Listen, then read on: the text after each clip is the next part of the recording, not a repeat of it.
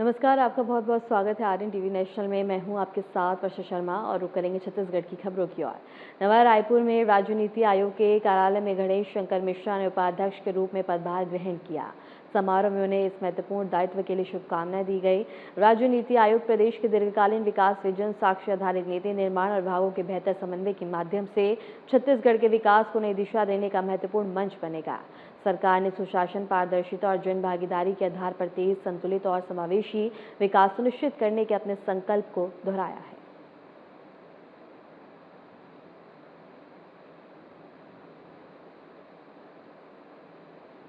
कांग्रेस नेता भूपेश बघेल ने बिहार की राजनीतिक स्थिति को लेकर बड़ा बयान दिया। उन्होंने कहा कि नीतीश कुमार को राज्यसभा भेजकर वहां मुख्यमंत्री बदला जाएगा।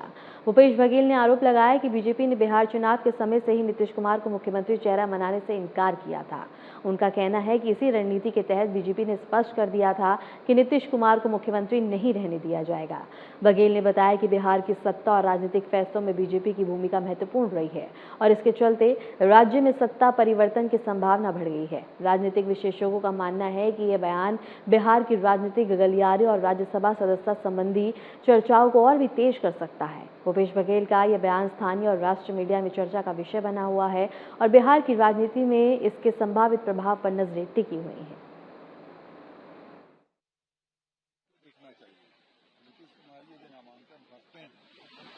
निश्चित रूप से बिहार की राजनीति में परिवर्तन होगा। यदि नहीं भरते तो फिर तो कोई बात ही नहीं, देखना इंतजार करना चाहिए।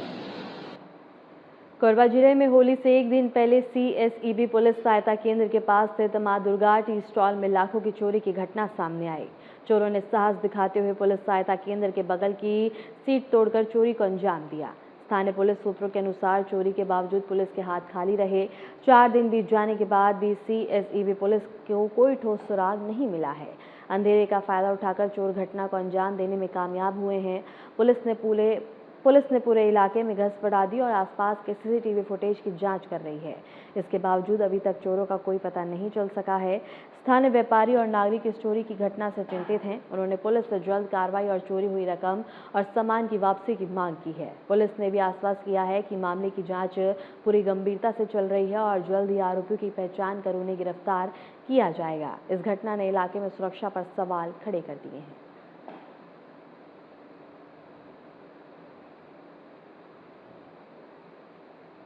राज्यसभा चुनाव में छत्तीसगढ़ से बीजेपी की ओर से उम्मीदवार लक्ष्मी वर्मा ने अपना नामांकन दाखिल किया। इस अवसर पर मुख्यमंत्री विष्णुदेव साय भी उपस्थित रहे। नामांकन प्रक्रिया के दौरान पार्टी के नेताओं और समर्थकों में बड़ी संख्या मौजूद रही। बीजेपी ने लक्ष्मी वर्मा को उम्मीदवार बनाकर राज्यसभा में अपनी ताकत बढ़ाने का प्रयास किया है।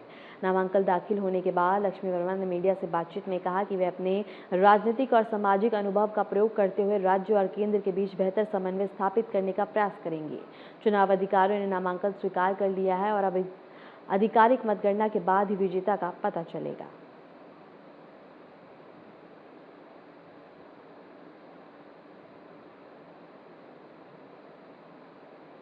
राज्यसभा चुनाव के लिए छत्तीसगढ़ से कांग्रेस उम्मीदवार फूलोदेवी नेताम ने अपना नामांकन दाखिल किया। इस दौरान पार्टी नेता और समर्थकों की मौजूदगी में चुनावी प्रक्रिया संपन्न हुई। कांग्रेस ने अपने उम्मीदवार को राज्यसभा की सीट के लिए मैदान में उतारकर अपनी रणनीति को मजबूत किया है।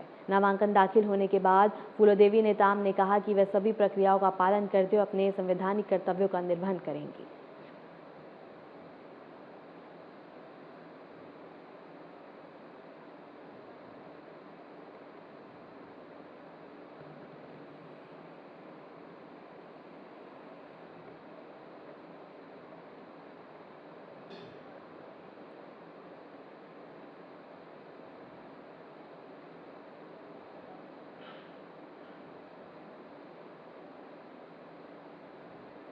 जसपुर जिले में कुदरक से कुनकुरी जा रही एक तेज रफ्तार यात्री बस बतादे की गांव के पास अनियंत्रित होकर पलट गई।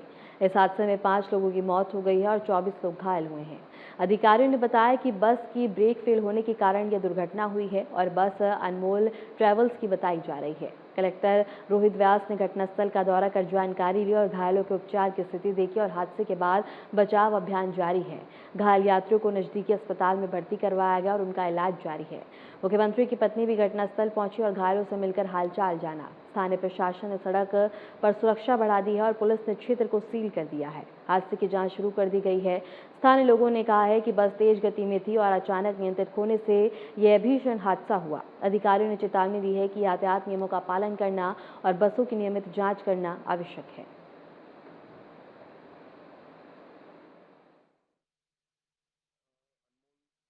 ट्रेवल की एक बस थी जो कुरडेग से रनपुर के लिए चली थी। तो दुलदुला के घोड़ाअंबा में वहाँ पर बस का ब्रेक फेल होने से बस पलट गई और दुर्घटनाग्रस्त हो गई है। अभी तक जो जानकारी प्राप्त हुई है उसमें 5 लोगों की इसमें मृत्यु हो गई है और 20 से अधिक लोग घायल हैं।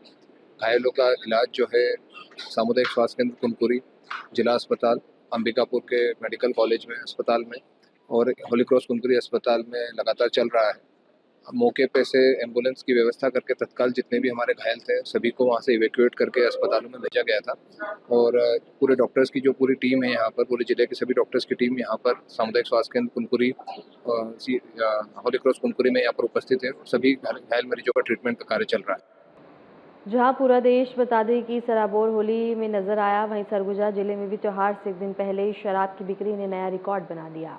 होली से एक दिन पूर्व सरगुजा जिले में देशी और अंग्रेजी शराब की जमकर बिक्री हुई है। सरगुजा जिले में 9 शराब दुकान संचालित हो रहे हैं।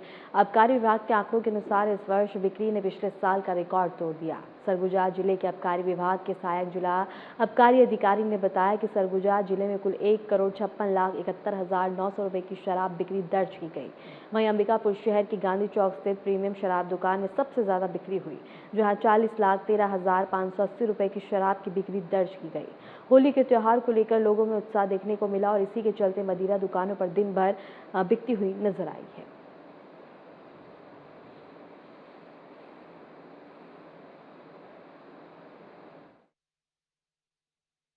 सरगुजा जिले में होली के पहले दिनांक 3/3/26 को सरगुजा जिले की कुल बिक्री 1,56,71,900 रुपये की बिक्री हुई थी। सरगुजा जिले में सबसे अधिक बिक्री प्रीमियम विदेशी मदिरा शॉप की हुई है, जहां की बिक्री 40,13,580 रुपये की थी। पिछले वर्ष की तुलना में इस वर्ष बिक्री में वृद्धि हुई है। मनेंद्रगढ़ से लगी ग्राम पंचायत में 5 मार्च की रात एक खौफनाक घटना सामने आई। नशे में धुत पति ने अपनी पत्नी की गला दबाकर हत्या कर दी। घटना के बाद मोहल्ले में भय का माहौल बन गया। पड़ोसियों और ग्रामीणों ने घटना की जानकारी सिटी कोतवाली पुलिस को दी। पुलिस तुरंत मौके पर पहुंची और मृतका के शव को कब्जे में लेकर पंचनामा तैयार किया। पुलिस ने नशे में धुत आरोपी राजू को भी गिरफ्तार किया और न्यायिक रिमांड पर भेज दिया। जानकारी के अनुसार मृतका और आरोपी दोनों नशे के आदी थे और उनके बीच अक्सर विवाद होता रहता था। वारदात वाले दिन भी दोनों के बीच कहासुनी हुई, जिसके बाद आरोपी ने गुस्से में पत्नी की हत्या कर दी। पुलिस ने बताया कि मामला गंभीर है और इसकी विवेचना जारी है। आरोपी से पूछताछ की जा रही है ताकि घटना के कारणों और हालात की पूरी जानकारी मिल सके। ग्रामीणों ने पुलिस की कार्रवाई की सराहना की, लेकिन घटना ने इलाके में सुरक्षा पर सवाल खड़े कर दिए। पुलिस ने चेतावनी दी है कि ऐसे मामलों में कानूनी सख्ती से लागू किया जाएगा। जो है सवाल है, उसने थाने में रिपोर्ट दर्ज कराई कि उसका जो बाप है, जो दूसरा बाप है, वो उसको शराब के नशे में है, क्योंकि शराब दोनों जन पिए थे। उसकी माँ भी पी हुई थी और पिता दोनों पिए थे और दोनों का सुबह से ही लड़ाई झगड़ा का विवाद हो रहा था। उसी दौरान ये श्रीनाथ के घर के पास एक कुआं है, वहाँ पर लड़ाई झगड़ा करते हुए उसने साड़ी वाड़ी से, ऐसा लग रहा है साड़ी वाड़ी से उसने गला दबाया है। गला दबाने से उसकी मृत्यु हो गई है। इसकी सूचना तत्काल पुलिस तब रवाना हुआ है। रवाना होने के बाद उसके आज पंचनामा कार्रवाई की गई है। एफएसएल टीम आई हुई थी। एफएसएल टीम द्वारा भी उसकी जांच की गई है। टीएम हो चुका है। अब उसको पुलिस ने आरोपी को हिरासत में ले लिया है। इसे जेल दाखिल किया जाएगा। ये क्या शराब के नशे में विवाद कर रहा था, लेकिन स्पष्ट रीजन इसके सामने नहीं आया है। वो जांच में ही आएगा, जांच के बाद क्लियर हो उसका कारण क्या है। तो वो बता रहे थे कि दोनों शराब के नशे में थे और सुबह से लड़ाई झगड़ा कर रहे थे। और ये जो आरोपी है, आए दिन अक्सर अपनी पत्नी के साथ, जो मोहल्ले वालों का कहना है कि अभी वो शराब के नशे में ये लड़ाई झगड़ा विवाद करता था, वैसे उसको मारते पीटते रहता था, ये कहना था। आरोपी का अभी जांच में अभी नहीं आया है, लेकिन जो महिला थी इसके पूर्व पति खत्म हो गए थे। पूर्व पति खत्म होने के बाद इस आरोपी ने कोरबा के बांगो थाना क्षेत्र के मोरगा चौक के अंतर्गत ग्राम अस्ट्रिया में होली के दौरान एक मामूली विवाद खूनी झड़प में बदल गया। जानकारी के अनुसार एक युवक ने पड़ोसी को पीटकर गंभीर रूप से घायल कर दिया। घायल व्यक्ति को तुरंत कटघोरा अस्पताल में भर्ती करवाया गया, लेकिन इलाज के दौरान उसकी मौत हो गई। घटना ने इलाके में तनाव का माहौल पैदा कर दिया है। तो वहीं पुलिस ने मौके पर पहुंचकर आरोपी युवक को गिरफ्तार कर लिया। उन्होंने बताया कि जांच में पता चला कि विवाद होली खेलने के दौरान किसी मामूली बात को लेकर शुरू हुआ और अचानक से हिंसक रूप ले लिया। स्थानीय प्रशासन ने गांव में शांति बनाए रखने के लिए अतिरिक्त पुलिस बल तैनात किया। पुलिस मामले की गहनता से जांच कर रही है और आरोपी के खिलाफ सख्त कार्रवाई की जा रही है। ग्रामीणों ने पुलिस से अपील की है कि पूरे मामले की निष्पक्ष जांच हो और ऐसे हिंसक घटनाओं को रोकने के लिए प्रशासन सतर्क रहे। घटना ने पूरे इलाके में सुरक्षा और आपसी मेलजोल पर सवाल खड़े कर दिए हैं।